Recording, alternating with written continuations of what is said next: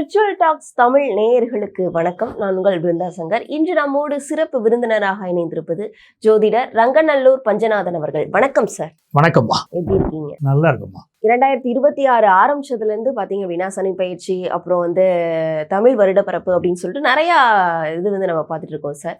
அந்த வகையில இப்ப எல்லாரும் ஆர்வமா காத்துட்டு இருக்கிறது குரு பயிற்சிக்கு தான். இந்த குரு பயிற்சி அனைத்து மக்களுக்கும் எந்த மாதிரியான சிறப்புகளை கொடுக்க போகுது அப்படின்றத சொல்லுங்க சார். 2026ஆம் ஆண்டு 3 பயிற்சிகள்மா. அந்த 3 பயிற்சியில் ஒரு பயிற்சி இந்த ஏற்கனவே சனி பயிற்சி உங்களுக்கு நடந்தது, உங்களுக்கு தெரியும். அடுத்தது நடந்திருக்கக்கூடியது இந்த குரு பயிற்சி. இப்போ ஜூன் மாதம் 2ஆம் தேதி. பிறகு ராகு கேது பயிற்சி இருக்கு. சனி பயிற்சி ஆல்ரெடி முடிஞ்சிருச்சு. குரு பயிற்சி இந்த ஆண்டு ஜூன் மாதம் 2ஆம் தேதி. ராகு கேது பயிற்சி வருஷம் எண்டில் வருது. இந்த குரு பயிற்சிக்கு நீங்கள் சொன்னீங்க எல்லாரும் ஆவலாக காத்துட்ருக்காங்க. ஏன் காத்திருக்காங்க? குரு பகவானுக்கு இயற்கை சுபர்னு பேர். உங்கள் வீட்டுக்கு ஒருத்தர் பொறாம பிடிச்சவர் வருவார்னா நீங்கள் விரும்புவீங்களா? மாட்டீங்க. ஒரு நல்லவர் வராரு, இவர் ரொம்ப பிளஸ் பண்ணுவார், இவர் வந்துட்டு போனால் அந்த வீட்டில் நல்லது நடக்கும் அப்படின்னு ரொம்ப சந்தோஷப்படுவீங்க. அந்த மாதிரி ஒரு நல்ல கிரகம் இயற்கை சுபர்னு குரு பகவானுக்கு பேர். 9 கிரகம் இருக்க, அதில் குரு பகவானுக்கு தான் அந்த பேர் இயற்கை சுபர் அப்படின்னு. அப்போ அந்த கிரகத்துடைய பயிற்சி நடக்க போகுது. அதுவும் 12 வருஷங்களுக்கு பிறகு ஒரு அற்புதமான பயிற்சி. குரு பகவான் இப்போ மிதுன வீட்டில் இருந்துகிட்டு இருக்கார். மிதுனஸ்தானத்திலேருந்து அவர் கடகத்துக்குள்ள பயிற்சி அடைய போறார். கடகத்து ராசிக்குள்ள வர்றாருன்னா அதில் என்ன ஸ்பெஷல்? வருஷந்தோறும் தானே குரு பயிற்சி வருது. இந்த குரு பயிற்சிக்கு என்ன ஸ்பெஷல் அப்படின்னா, குரு பகவான் தன்னுடைய உச்ச வீட்டுக்கு வரார். அதுதான் 12 வருஷத்துக்கு அப்புறம் உச்ச வீட்டுக்கு வரார் அப்படின்னு சொல்றோம். அப்போ அப்படி வருகிற போது எல்லாருக்கும் ரொம்ப பாசிட்டிவ் வைப்ரேஷன் ரொம்ப அதிகமாக இருக்கும். நம்மளை சுற்றி இருக்கக்கூடிய நெகட்டிவ் ஆரா விலகிறதுக்கும் பாசிட்டிவ் ஆரா வர்றதுக்கும் முக்கியமான ஒரு விஷயமே குரு பகவான் தான். இந்த குரு பகவான் எப்படின்னு நீங்கள் பார்த்தீங்கன்னா, நிறங்களில் மஞ்சள் நிறத்துக்கு அதிபதி. அதே மாதிரி கொண்டைக்கடலை சொல்கிறோம் பாருங்க, கொண்டைக்கடலை தானியம் இந்த குரு பகவானுக்கு உரியது அப்படின்னு சொல்கிறோம். நம்ம குடும்பத்தில் இருக்கக்கூடிய பெரியவங்க அவங்களெல்லாம் குரு பகவான் தான் குறிக்கிறார். அதே மாதிரி உத்தர காலாமிருதம் அப்படின்னு மகாகவி காளிதாஸ் ஒரு அஸ்ட்ராலஜிக்கல் டெக்ஸ்ட் அவருடைய அந்த புத்தகத்தில் என்ன சொல்றாரு, குரு பகவானுக்கு இருக்கக்கூடிய ஸ்பெஷல் இருக்கு பார்த்தீங்களா. நம்ம ட்ரெடிஷ்னல் விஷயங்கள் இருக்கு பாருங்க, வேல்யூஸ் அப்படின்னு சொல்றோம். நம்ம ஊர்ல எது ட்ரெடிஷ்னல் வேல்யூஸ்? கல்யாணம் நடக்கிறது, குழந்தை பிறக்கிறது, இதெல்லாம் ட்ரெடிஷ்னல் வேல்யூங்கிறோம். இந்த ட்ரெடிஷ்னல் வேல்யூக்கு அதிபதியே குரு பகவான் தான் அப்படின்னு கொண்டு வராங்க. அப்போ ஒரு குருபலன் வந்துருச்சு, குரு பகவான் வர்றாருனாலே குருபலன் வருது, இந்தந்த ராசிகளுக்கு கல்யாணம் ஆக போகுதுங்கிறோம். குரு பகவான் வராரு, உத்தரகாரகன் குழந்தை வாக்கியம் பிறக்க போகுதுங்கிறோம். அவ்வளவு நல்ல நல்ல செய்திகளை கொண்டு தரக்கூடிய கிரகம் குரு பகவான்கிறதுனால தான் எல்லாரும் இந்த குரு பயிற்சிக்கு காத்திருக்காங்க. கண்டிப்பா சார். ஒவ்வொரு ராசி ரீதியாகவும் இந்த குரு பயிற்சி பலன்கள் எப்படி இருக்குன்னு பார்க்கலாம்.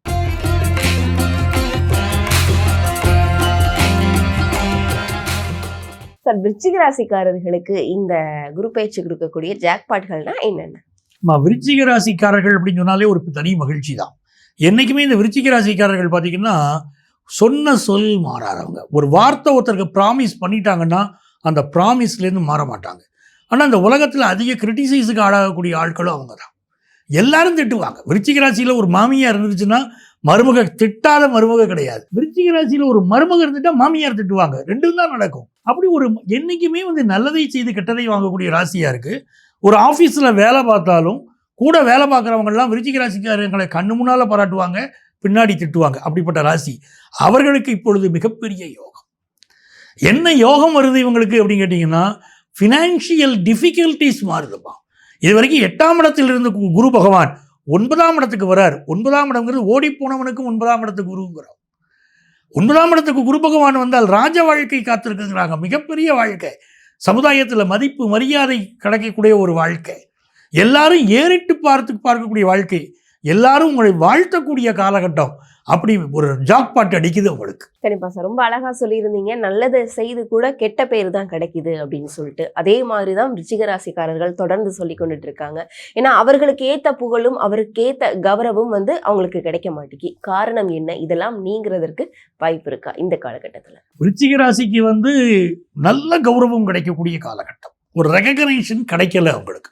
ரொம்ப மன வருத்தத்தில் தான் அவங்க இருக்காங்க. ஏன்னா அவங்களுடைய உழைப்பை பிறர் பார்க்குறாங்க, ஆனால் அப்ரிஷியேட் பண்ண மனசு வரல. இதுதான் ரொம்ப கொடுமையானது. இவங்க வேலை கடுமையாக வேலை செய்வாங்கன்னு எல்லாருக்குமே தெரியும். ஆனால் அந்த வேலையை அப்ரிஷியேட் பண்ணணும். ஆமாங்க இவங்க வேலை செய்தாங்க அப்படின்னு யாராவது ரெகக்னைஸ் பண்ணணும் பாருங்க, பண்ண மாட்டாங்க. அந்த மனசு கஷ்டம் உங்களுக்கு இருக்கு. இப்போ அந்த ரெகக்னைஸ் பண்ணுவாங்க. பெரிய பெரிய புகழ் கிடைக்க போகுது. ஒரு மகுடத்தை சுட்டக்கூடிய காலம் பாருங்க, பெரிய புகழ் கிடைக்கக்கூடிய காலமா இருக்கு.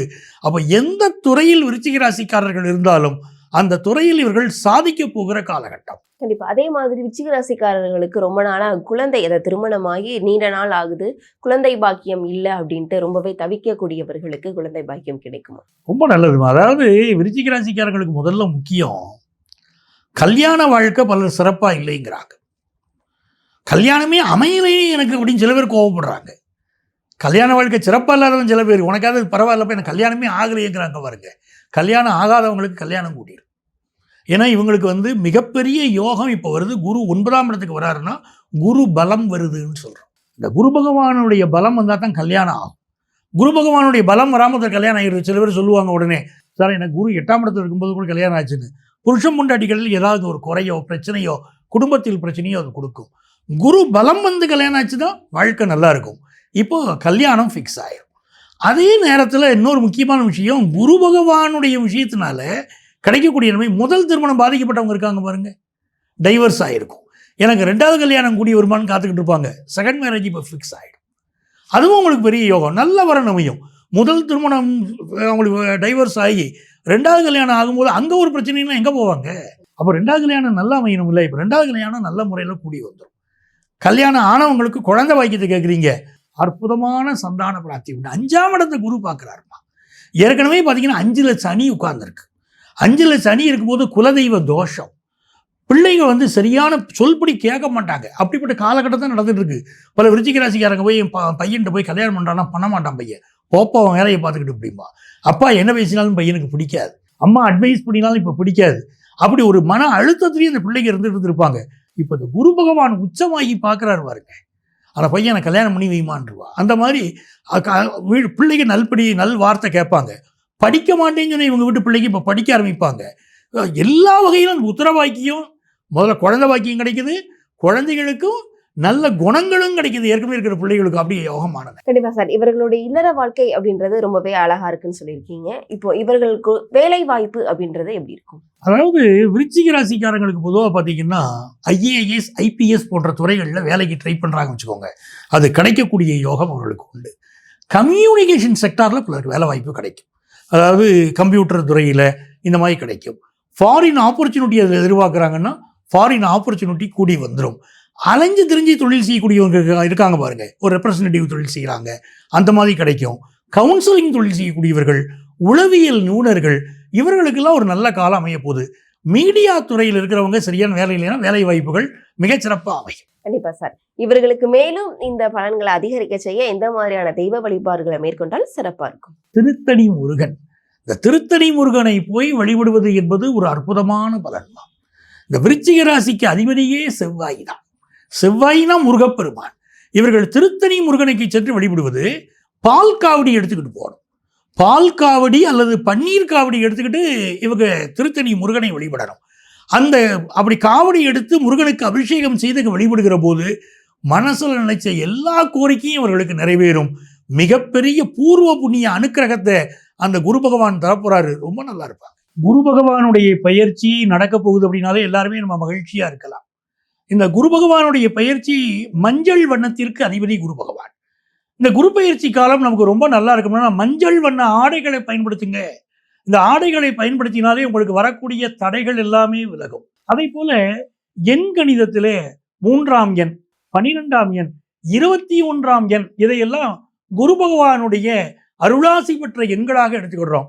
ஆகவே இந்த எண்களை உங்கள் வாழ்க்கையிலே தினந்தோறும் பயன்படுத்த ஆரம்பித்தாலும் உங்களுக்கு நிறைந்த வெற்றிகள் உங்கள் வாழ்க்கையில் வர ஆரம்பிக்கிறத கண்கூடா பார்க்கலாம்.